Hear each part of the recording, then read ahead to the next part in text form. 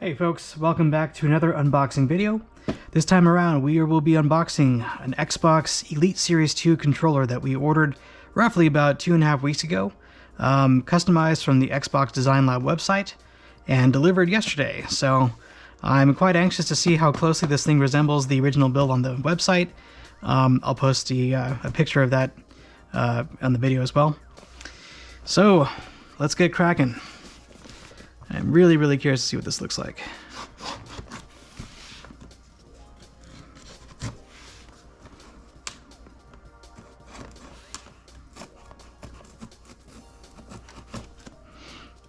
All right.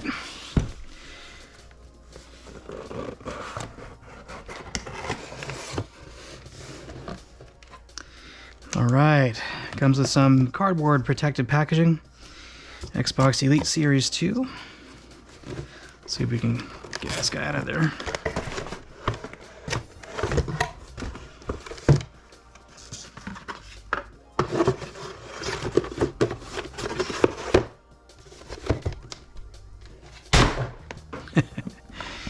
All right.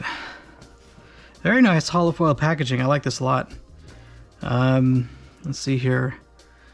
Series X, S1. Windows, Android, and iOS. Very cool.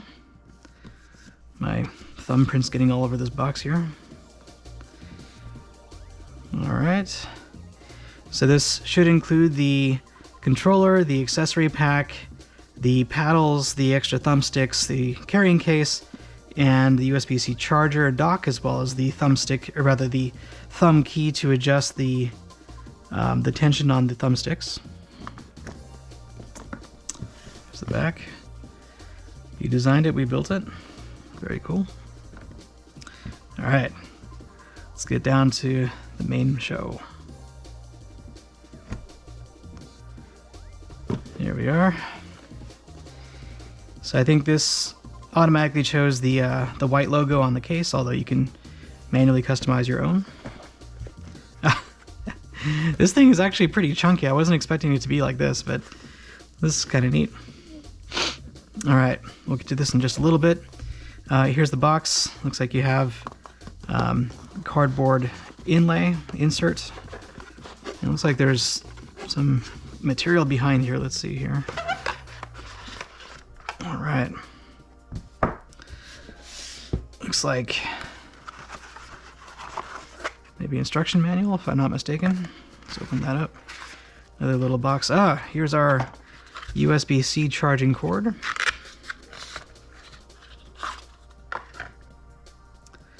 And this is a Type A to Type C charging cord with the Xbox logo on the USB-C plug. It's kind of neat. Be nicer if it had it on both ends, but still a cool piece nonetheless.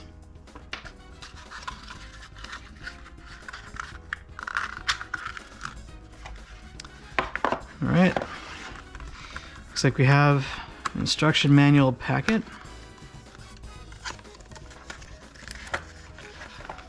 And a product regulatory limited warranty and agreement guide. So I'd imagine this probably just tells you how to power it on, how to charge it, and how to pair it with your Xbox or your PC.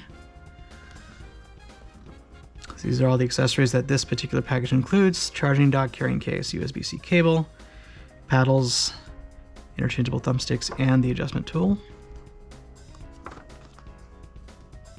Alright, how to operate the back, how to charge it either inside the case, on the dock, or directly on the controller. Okay, what all the different light indicators mean. Step 1, power it on. Step 2, power on your console or your device.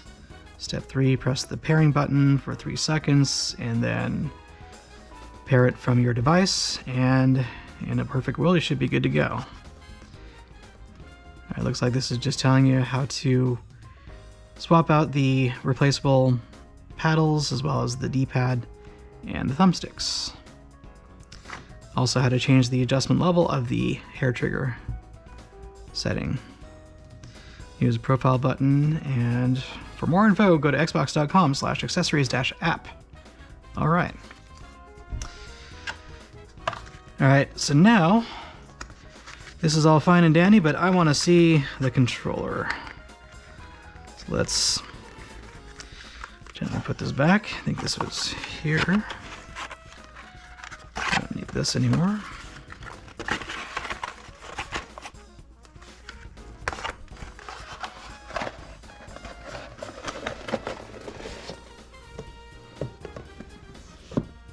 All right. So the pouch reminds me a lot of a portable CD carrying case that people used to have back in the day. Kind of this kind of nylon stitching on the outside, hard plastic. Here's a belt loop. Here's a oh, all right. I guess that's just plastic cover. The zipper here, color coded to match the front of the logo. Here is your pass-through port for charging the dock through the case. All right, enough of these shenanigans. Let's get down to the business here. Really curious to see how this turned out. Ooh.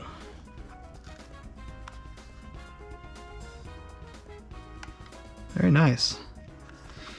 So my color design was more or less an Arctic theme, an Arctic white theme. I like the black and white of the Xbox Elite Core controller, but I wasn't really crazy on the thumbstick color or the button layout all being white color, so it's hard to see what buttons they are. So I wanted to do something that had this kind of like iridescent blue metallic theme going on here. I really wish that you could have done this and kept the same color on the metal part of the thumbstick, or rather the D-pad, as well as the trigger, what do you call these? The paddles. But nonetheless, I think it came out pretty well. I really like the finish on the metal parts of the triggers and the D-pad. It looks very nice, kind of this iridescent metallic blue color. So again, my theme was kind of more of an Arctic glacier or an iceberg type of thing, having the white contrasted with the light blue. And very nice, actually, very nice. I like this design. Let's see our adjustments for our hair trigger buttons. See, that adjusts the carry distance for these triggers. There you go. And really, this controller, the main selling point behind it is precision, according to the marketing on the Xbox website. So for anybody who's into competitive games or gaming where you'd have multiple uses that you don't want to take your fingers off the main thumbsticks, you can remap any of the buttons to these paddles and really just, use your fingers that you're gripping the controller with as action buttons. So say if you're in an FPS and you don't want to take your finger off the thumbstick to jump, you can just pull one of these triggers back here to jump and never have to take your hand off the controls. So pretty nice. Let's take a look at the accessories. Let's see, here is our cross D-pad. Same color scheme as the full thumb D-pad here, and I think you just pop these off. Oh yeah, that's okay. That's pretty easy to use. It's all magnetic. Actually, a pretty strong magnet behind there, and you just pop it off and put that guy on there just like that. And this is very similar to how the Xbox One pads were. In fact, I have one over here.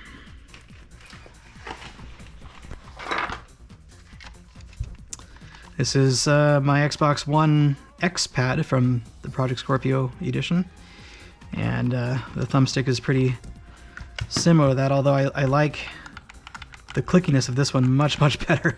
It's much more fluid than this one was. But my favorite overall is and that is a strong magnet. My favorite overall is this this kind of extended circle D-pad. Just seems to fit my thumb a little bit better. Kind of makes me feel I'm getting more control over the D-pad motions. Very similar to how the Series X packing controller uses kind of a circular D-pad there. The sticks themselves are interchangeable, and well, let's just go through this real quick. This should be the adjustment key. Yeah, there it is. So apparently you can, let's put this in the case has a little holder for your thumbsticks, your replacement D-pad, and your paddles, as well as your adjustment key. And then this here is the charger, and I don't know if this cloth stays on there or you pull it off. It's kind of adhesively stuck on there, so I'm not too sure if it stays on there or not. For now, I'm just going to leave it. I need to do some Googling before I figure out if I'm supposed to rip that off or not. But let's take a look at these thumbsticks. So these thumbsticks all pop off. They just kind of, oh, there are also magnets too. There you go. All right. And apparently the adjustment key you just kind of put in here like a screwdriver and then turn it to dial in how sensitive or how much resistance these thumbsticks give you. So I just adjusted this like that, and yeah, I can tell right away there's a lot more resistance on this stick now compared to the one over here. That's kind of neat. I'll have to test this out in gameplay, see how this works. All right, put this back. Just like that. There you go. The thumbsticks are interchangeable. The accessory pack comes with a set of replacement thumbsticks, just in different color. And this is the alternate color that I chose to kind of keep with the glacier white theme. It's funny, these thumbsticks don't actually have the kind of this mesh ribbing around the side, so I don't know what the rationale was for that. Maybe, you know, this is a little bit more open-faced rather than so closed off like this. I kind of prefer this. It grips your skin a little bit tighter than just having kind of a smooth surface here, but you know, I suppose there might be a reason for that. Also included in here is a tall thumbstick. You have more degree of motion with the taller stick. Maybe this would be useful for, say, like flight sim, or other types of games where you want more control over having a larger surface to rotate the stick. So that's kind of neat. Not too sure why they didn't include two of these. Maybe, I don't know. they might just do a separate accessory pack just with these sticks. I'm not too sure. And here's kind of a mushroom-shaped stick. Reminds me a lot of the PlayStation controller sticks, and just a different feel. Xbox typically, I believe, is the concave ones. This is more convex. I believe that's correct. It's a different feel for the controller. And let's see here. Put these back.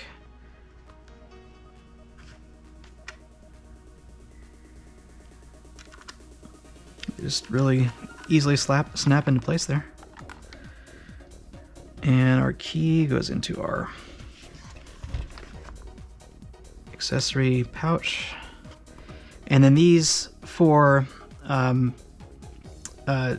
slots are for the paddles if you wanted to remove them. Everything in this controller, with the exception of the triggers and the bumpers, is removable. So the D-pad, the main thumbsticks, as well as the paddles on the back, are all removable, and you can just kind of just pull it off like that. These are also hooked on by a hinge, as well as a pretty strong magnet that's back there. So you can see when you press these paddle buttons, you're really just pressing this button individually. So for people who didn't want these paddles, I can see why Microsoft released the core controller, which did not include the accessory pack. But if you factor in the cost of buying the accessory pack separately in addition to the cost of the core controller, it's cheaper actually just to buy the standard black color Elite Series 2. It includes everything. So overall, it looks pretty good. I'm pretty happy with this. I'm still going to Google before I rip off this felt thing and figure out how to charge this device.